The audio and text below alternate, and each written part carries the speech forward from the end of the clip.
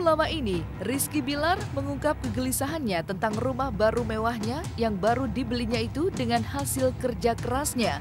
Iya, akhir-akhir ini Rizky Bilar sering mengalami serangkaian kejadian dan momen misterius yang terjadi di rumah barunya itu. Mulai dari barang-barang di rumahnya yang sering mendadak menghilang dan berpindah ke tempat yang lain, hingga kamar mandinya yang menggemakan suara air, meski tidak ada satupun saluran air yang digunakannya. Dan seperti apa juga penerawangan ahli supranatural Bagiono Prabowo terkait kejadian-kejadian yang janggal dan di luar nalar yang terjadi di rumah baru Rizky Bilar? Benarkah kejadian aneh dan tidak masuk akal di rumah baru Rizky Bilar benar adanya? Ya, kalau saya tadi lihat di video bahwa ada beberapa memang tempat di rumah Rizky yang memang kalau boleh dibilang ada hodamnya di situ. Kalau saya perhatikan memang ada titik-titik memang yang penunggunya asli, bukan penunggu yang memang hanya nomaden gitu ya. Yang pertama adalah ketika kita lihat dari kamar mandi itu ada, lalu kita lihat di dapur ada, terus kita lihat di garasi ada, terus di kamar sebelah ada pembantu itu ada. Itu satu kesatuan sih sebenarnya, satu ruangan itu satu kesatuan. Karena dia bukan kayak seperti kita ada pintu, tapi dia satu dimensi dia. Jadi kalau di bawah tuh dimensi sama, cuma hanya tempatnya aja gitu ya, domain-domainnya agak beda. Kalau saya perhatikan memang yang di lantai satu nggak begitu boleh dibilang mengganggu banget, tapi kalau di lantai dua itu ada suatu tempat yang memang mereka tempatnya juga kumpul juga gitu. Di lantai dua itu ada suatu boleh dibilang jin-jin ini memang kan sifatnya hampir sama dengan manusia.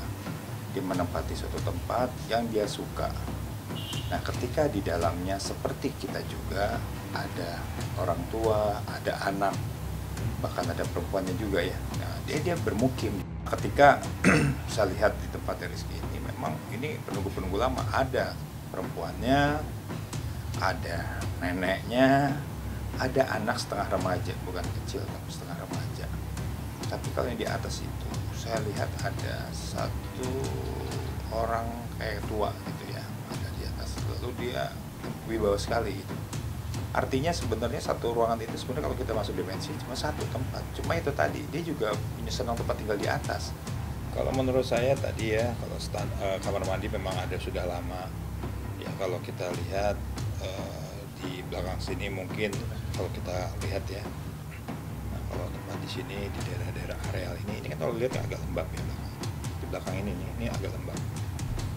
Nah, kalau areal yang di belakangnya kaca ini sebelah sini, ini ada pintu. Kalau saya lihat ada penunggunya. Cuma dia kalau terang dia merasa biasa. Coba kalau ini gelap itu beda.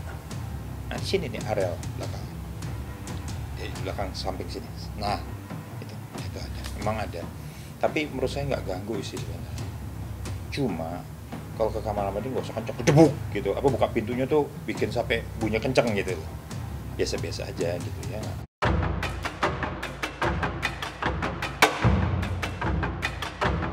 Selain menelisik lebih jauh tentang kejadian-kejadian aneh yang terjadi di lantai 1 dan 2, teka-teki tentang berpindahnya barang-barang Bilar itu pun pelan-pelan mendapat penjelasan dari ahli supranatural Bagiono Prabowo.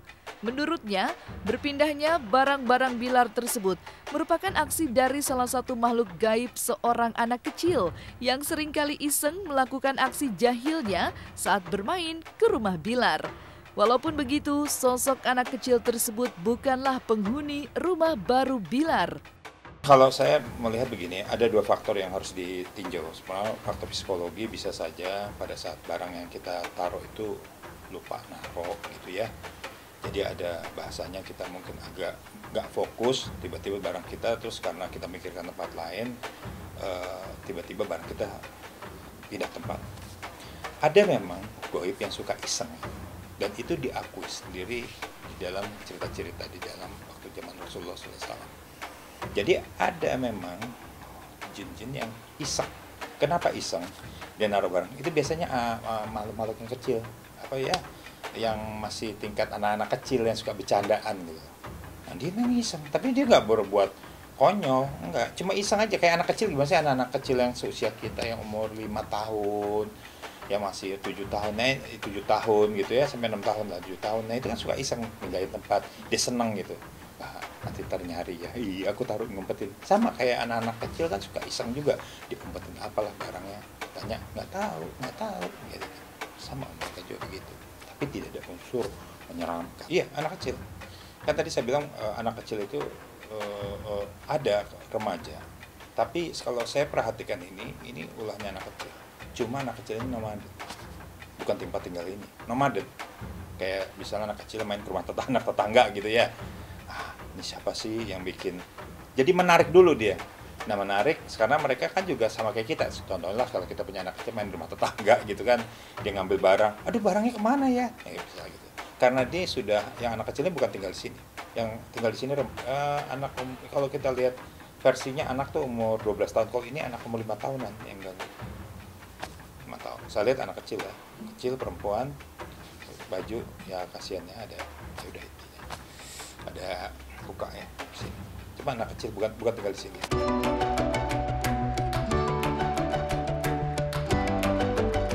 Meski mengalami serangkaian kejadian-kejadian aneh di rumahnya, tak mempengaruhi kesuksesan dan eksistensi Bilar dalam karirnya di panggung hiburan tanah air. Malahan, belum lama ini, Bilar sukses meraih penghargaan bergengsi SCTV Awards sebagai artis paling sosmed 2020.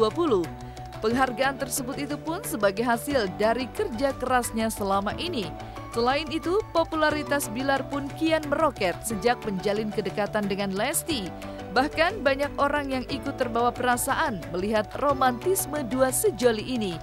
Melihat kesuksesan yang diraihnya saat ini, seperti inilah ungkapan rasa syukur Rizky Bilar. Waduh, alhamdulillah sekali. Dari 2 nominasi, saya dikasih kesempatan oleh SCTV atau oleh pemirsa di rumah untuk memenangkan SCTV Award Artis Paling Sosmed. Ya, luar biasa sekali ini, terima kasih sekali. Ini nggak lepas dari dukungan para fans saya yang, waduh, jari jemarinya itu cepat banget tuh untuk nge-like. Seperti Bilovers, Leslar Lovers yang sangat militan dan selalu mendukung saya, selalu mendoakan yang terbaik buat saya. Dede, wah sepertinya tadi kita sempat bertukar kabar. Dede sempat nonton dan belum sempat cek handphone, tapi sebelumnya dia sempat kirim video bahwa dia sedang nonton saat ini, dan saat penghargaan ini saya yakin dia pasti juga nonton. Iya, saya kebetulan sudah banyak lemari es di rumah saya dan kayak lemari es nggak cocok untuk piala kayaknya. Ya mungkin nanti saya bakal beli lemari, insya Allah lemari kayu gitu ya, atau lemari kaca. Alhamdulillah ya, di 2020 ini mungkin banyak orang menganggap 2020 ini sangat pelik sekali ya, banyak kesulitan yang orang banyak alami.